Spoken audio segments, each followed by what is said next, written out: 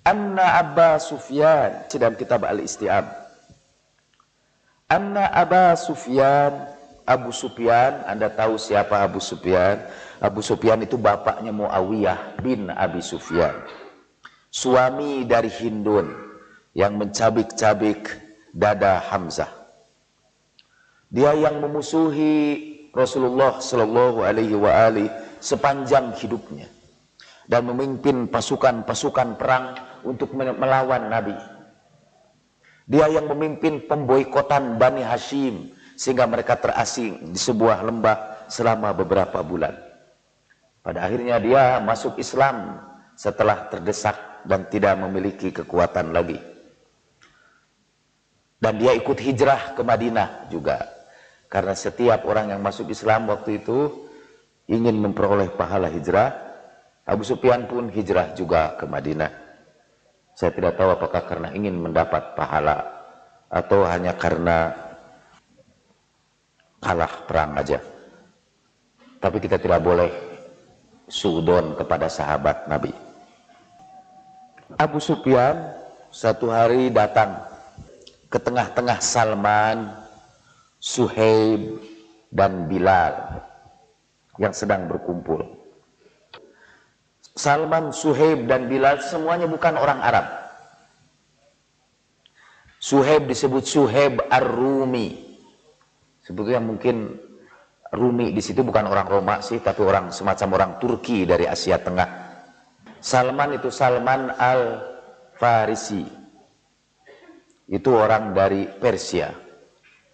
Dan Bilal itu Bilal Al-Habashi, Bilal orang Afrika. Semua berkumpul. Datanglah Abu Sufyan, salah seorang yang pernah menjadi penguasa di negeri Arab, termasuk orang yang terkaya.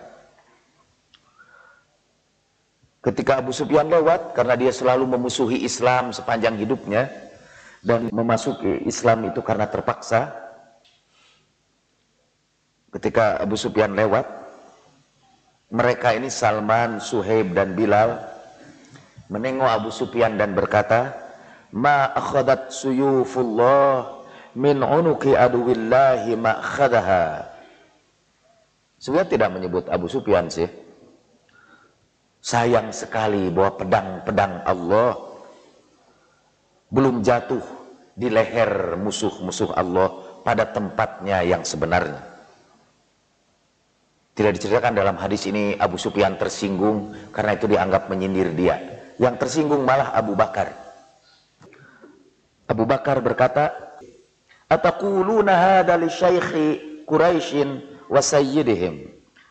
Berani amat, lancang benar kalian ini mau ngomong seperti itu kepada Syekh Quraisy dan sayyid mereka. Wa atan nabiyya sallallahu alaihi wasallam fa akhbarah.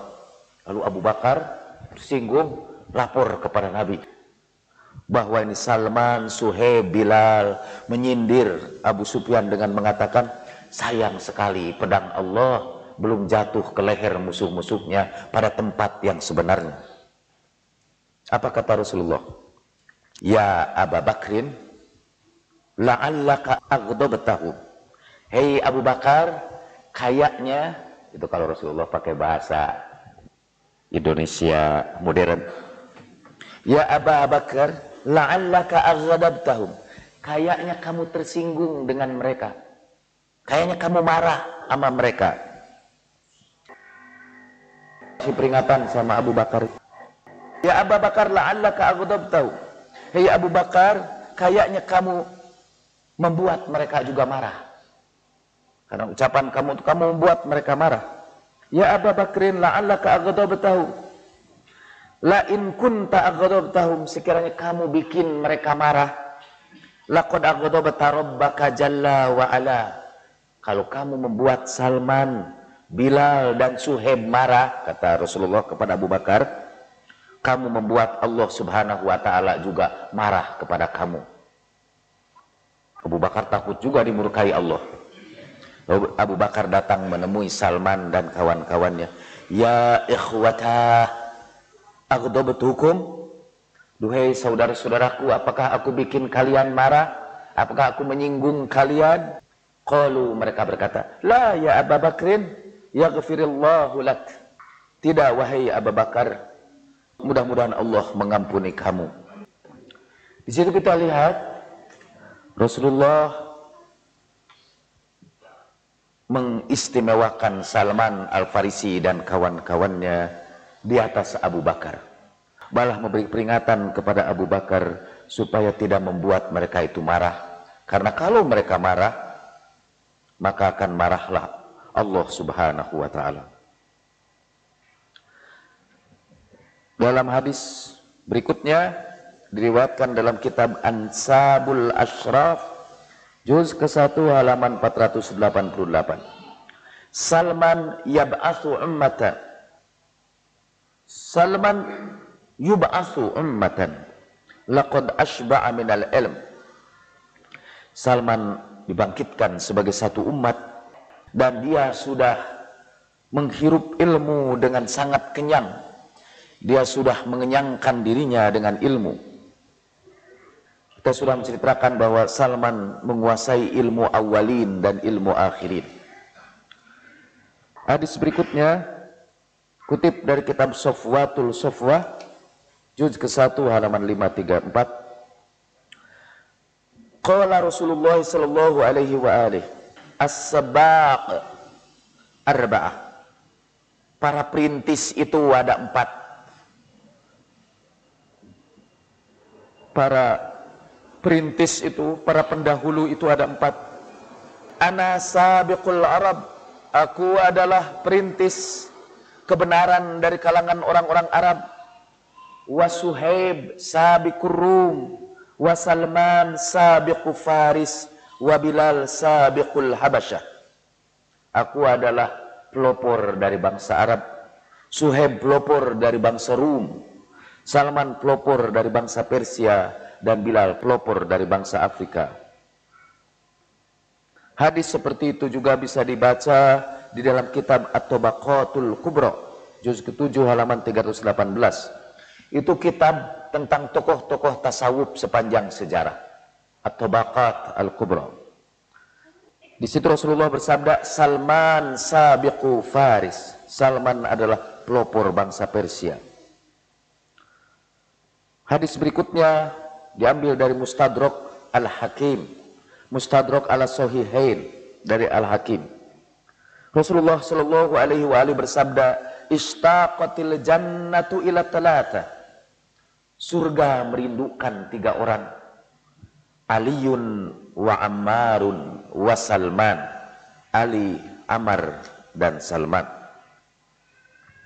Saya pernah menyebutkan di sini bahwa Salman mempertahankan kesetiaannya kepada wasiat Nabi sallallahu alaihi wa alihi wasallam di Ghadir Khum. Ketika Rasulullah berwasiat kepadanya dan kepada semua sahabatnya untuk menerima Ali bin Abi Thalib sebagai pemimpin umat sepeninggal Rasulullah sallallahu alaihi wasallam. Di satu tempat yang bernama Ghadir Khum antara Mekah dan Madinah. Disitulah dulu para jemaah haji mencapai crossroad, jalan simpang yang menuju ke berbagai negeri mereka. Ada yang menuju Mesir, menuju Suriah, menuju Baghdad. Sekarang ini, nah di situ Rasulullah menerima malaikat Jibril yang menyampaikan firman Allah, Baligh ma unzila ilaik, sampaikanlah apa yang diturunkan kepadamu. Kemudian seperti kita ketahui, ia mengangkat Imam Ali sebagai khalifah, sebagai imam, sebagai maula di dalam hadisnya. Peristiwa itu membuat Hasan bin Thabit mengabadikannya dengan puisi. Saya akan bacakan puisi Hasan bin Thabit. Hasan itu seorang penyair yang dipuji Nabi sallallahu alaihi wasallam. Dia membuat puisi mengabadikan peristiwa ini. yunadihim yaumal ghadiru nabiyyuhum bi khummin wasma bir rasuli munadiya qala faman maulakum wa nabiyyukum faqalu walam yabdu hunaka ta'amiya ilahuka maulana wa anta waliyuna walam talqa minna fil wilayati asiya faqala lahum qum ya ali fa innani radituka min ba'di imaman wa hadiya faman kuntu maulahu fahada waliyuhu fakunu lahu atba'a sidqin muwaliya hunaka da'a Allahumma wali waliyahu wa kun lilladhi ada aliyan muadiya. Pada hari Ghadir Khum berserulah nabi mereka di satu tempat yang namanya Khum, dan dengarkanlah Rasulullah menyeru. Ia berkata, siapakah maula kalian dan nabi kalian? Mereka semua berkata, sangat jelas bagi kami bahwa maula kami adalah Tuhanmu dan Engkau pemimpin kami. Engkau tidak akan temukan kami membantah kepemimpinanmu. Lalu Nabi berkata kepada mereka, bangunlah hei Ali, karena aku ridho engkau sesudahku menjadi imam dan pemberi petunjuk. Maka barang siapa yang menjadikan aku sebagai pemimpinnya, maka hendaklah Ali pun dijadikan pemimpinnya. Jadilah kamu sebagai pengikut-pengikut setia yang tetap berwilayah kepadanya. Disitulah Nabi menyeru, ya berdoa, ya Allah, cintailah orang yang mencintainya, dan musuhilah orang yang memusuhi Ali. Setelah peristiwa Ghadir Khum ini, Rasulullah meninggal dunia 70 hari kemudian.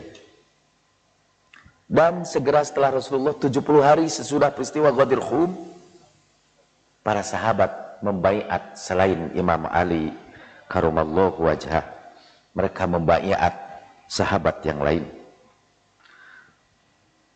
Tentu tidak semua sahabat itu membaiat Abu Bakar. Ada sahabat yang tetap setia kepada sahabat Nabi, dan sahabat itu antara lain Salman Al-Farisi. Dan dia berdiri di Masjid Nabi, dia berdakwah mengingatkan sahabat baru 70 hari ini. Rasulullah mengumumkan Imam Ali sebagai wali, sebagai imam, lalu kalian sudah meninggalkannya. Kita dengarkan khutbah Salman di Masjid Nabi waktu itu. Ya Abu Bakar, dia menunjukkan khutbahnya kepada Abu Bakar, ila man tastanidu amraka idza nazala bikal qada wa ila man tafza'u idza su'ilta amma la ta'lam wa fil qaumi man huwa a'lamu minka wa aktsaru fil khairi a'laman wa manaqiba minka wa aqraba min Rasulillah sallallahu alaihi wa alihi qarabatan wa qadamatan fi hayatihi wa qad a'aza ilaikum fataraktum qawla wa tanasaitum wasiyata fa amma qalilin yasifu lakumul amr hina tazurul qubur wa qad athqalat zakhraka minal awzar law humilta ila qabrika laqadamta ala ma qadamta falau raja'ta ila al-haq wa ansafta ahla lakana dhalika najatan laka yawma tahtaju ila amalik wa tafrudu fi hufratik bi dhunubik ama anta lahu fa'il wa qad sami'ta kama sami'na wa ra'aita kama ra'ayna falam yurawi'ka dhalika amma anta lahu fa'il fallahu Allah fi nafsika faqad a'dzara man anzar law amiltu ma amiltum law baya'u aliyan la akalu min fawqihim wa min tahti arjulihim. Ini dapat Anda baca dalam kitab Al-Khisal halaman 463. Hei Abu Bakar, kepada siapa kamu akan mensandarkan urusanmu apabila datang ketentuan kepadamu. Kepada siapa kamu akan berlindung kalau kamu ditanya tentang sesuatu yang tidak kamu ketahui, padahal di tengah-tengah mereka ada orang yang lebih mengerti tentang agama dari kamu, yang lebih banyak diketahui kebaikannya dan keutamaan akhlaknya ketimbang kamu, yang lebih dekat dengan Rasulullah Sallallahu Alaihi Wasallam dari segi kekerabatan dan dari segi pertama kalinya masuk Islam dalam sejarah hidupnya. Bukankah Rasulullah sudah berpesan kepadamu, tapi kamu tinggalkan pesannya, kamu lupakan wasiatnya? Sekarang bayangkan apa yang akan terjadi kepadamu kalau kamu nanti diantarkan sebagai jenazah ke kuburan dan punggung kamu sudah dipenuhi dosa. Sekiranya kamu nanti dibawa ke kuburan itu, kamu akan menemukan apa yang sudah kamu antarkan ke kuburan itu. Sekiranya kamu kembali kepada kebenaran dan memberikan sesuatu kepada yang seharusnya berhak menerimanya, itu akan menjadi keselamatan bagimu pada hari ketika kamu sangat memerlukan amal-amalmu, dan ketika kamu menyendiri di dalam lubang lahatmu beserta dosa-dosamu yang sudah kamu kerjakan.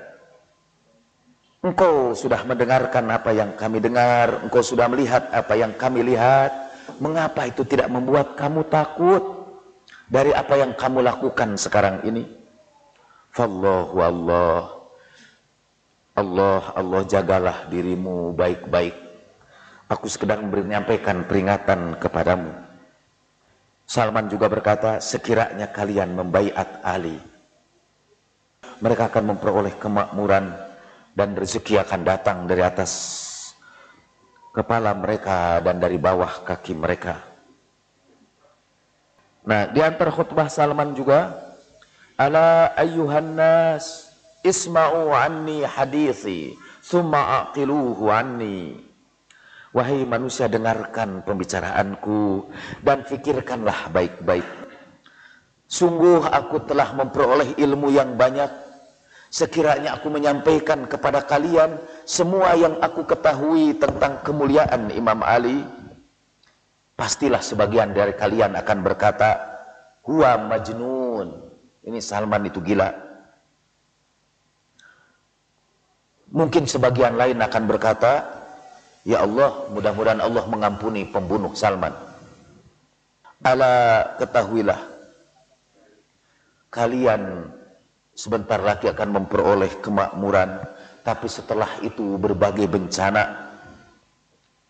Dan ilmu tentang karunia dan bencana itu ada pada Ali alaihi salam. Dialah penerima wasiat Nabi. Pada dialah keputusan yang terakhir.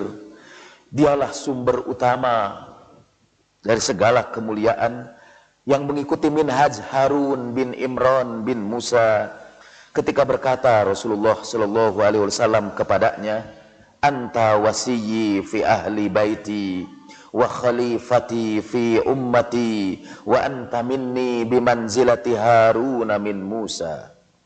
Engkau adalah wasiku dan kalangan ahli baitku, khalifahku di umatku. Engkau padaku sama dengan kedudukan Harun pada Musa. Walakinnakum akhadat sunnatu bani Israel fa akhtatumul haq wa antum ta'lamun wala ta'lamun. Tapi kalian kemudian mengambil tradisi Bani Israel, kalian tinggalkan kebenaran, padahal kalian mengetahuinya atau tidak mengetahuinya. Dan setelah ini kalian akan saling memusuhi satu sama lain. Ammal ladzi nafsu Salman biyadih, kalian nanti akan mengikuti tradisi Bani Israel itu selangkah demi selangkah, step by step, demi yang diri Salman ada di tangannya. Sekiranya kalian mengambil Ali sebagai pemimpin kalian, Kalian akan memperoleh keberkahan dari atas kepala kalian dan dari bawah kaki kalian. Bahkan sekiranya kalian memanggil burung-burung itu, burung-burung akan menjawab panggilan kalian dari angkasa. Walau da'autum at-tayr la ajabatkum fi jawis sama, walau da'autum al-hitan fil minal bahr la atkum. Sekiranya kamu memanggil ikan-ikan di lautan, mereka pun akan datang menemui kamu. Kewajiban-kewajiban Allah tidak akan lagi disimpangkan. Manusia seorang pun tidak akan bertengkar di dalam hukum Allah. Tapi kalian sudah membantah dia, kalian sudah berpaling kepada selain dia, maka tunggulah bencana yang menimpa kalian. Terputuslah al-ismah, perlindungan kepada kalian. Hendaklah kalian tetap mengikuti keluarga Muhammad sallallahu alaihi wa alihi, karena merekalah pemimpin-pemimpin di surga yang akan menjadi penyeru ke dalam surga itu pada hari kiamat. Hendaklah kalian berpegang teguh kepada Amirul Mukminin Ali bin Abi Thalib. Demi Allah, kami sudah serahkan kepemimpinan dan kekuasaan terhadap kaum mukminin berkali-kali bersama Nabi kami, dan itu semua kami lakukan karena Nabi memerintahkannya kepada kami dan menegaskannya kepada kami. Fama balul qaum arafu fadlah fahasaduh. Aneh sekali ini kaum ini mengetahui keutamaannya tapi dengki kepadanya. Habil pernah dengki kepada Qabil lalu membunuhnya. Dan sudah murtad umat Musa bin Imran, dan urusan umat ini sama seperti urusan Bani Israel. Fa'ina yadhabu bikum, mau kemana kalian ini sebetulnya? Ayuhan nas waihakum. Saya tidak akan meneruskan pembicaraan ini, agak keras ini Salman sesudahnya, jadi kita sensor demi kemaslahatan umat. Itu perjuangan Salman. Saya mengutip riwayat ini hanya untuk menunjukkan bagaimana Salman tetap setia kepada wasiat Nabi Sallallahu Alaihi Wasallam sampai akhir hayatnya.